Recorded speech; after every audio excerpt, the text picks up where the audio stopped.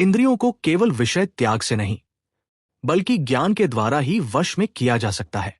जिसका मन विषयों में डूबा रहता है, उसके लिए वेदाध्ययन, दान, यज्ञ, नियम और तप सब व्यर्थ हो जाते हैं।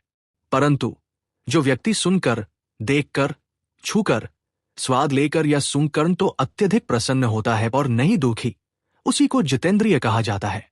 जैसे एक घड़े में छोटा सा छेद भी पूरा जल बाहर निकाल देता है, वैसे ही यदि एक भी इंद्रिय विषयों में फंस जाए तो मनुष्य की बुद्धि भ्रष्ट हो जाती है।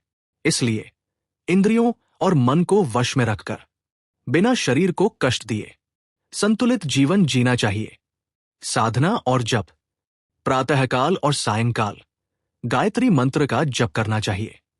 सूर्योदय से लेकर संध्या तक ये जप का श्रेष्ठ समय है।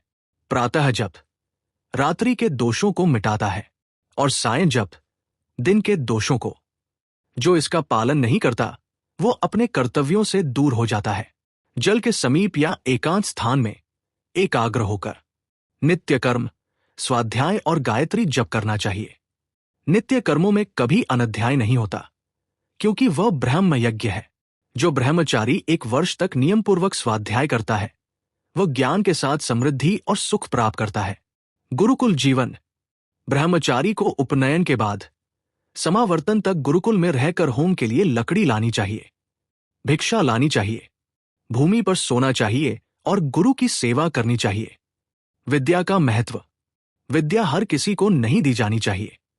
जिसे पढ़ाने से धर्म, धन या सेवा कुछ भी प्राप्त न हो, उसे विद्या देना व्यर्थ है। जैसे अनुपजाऊ भूमि में बीज बोना व्यर्थ है, वैसे ही कुपात्र को विद्या देना भी निष्फल है। विद्या स्वयं कहती है, मैं तेरी निधि हूं, मेरी रक्षा करो। मुझे द्वेष रखने वालों को कभी मत देना। जो पवित्र, संयमी और ब्रह्मचारी हो, उसी को विद्या देना उचित है। और जो गुरु की आज्ञा बिना विद्या प्राप्त करता है, वो विद्याचोर कहलाता है और पतन को प्राप्त होता है। इंद्रियों का संयम, मन का नियंत्रण और विद्या का सम्मान, यही सच्चे ब्रह्मचारी का मार्ग है।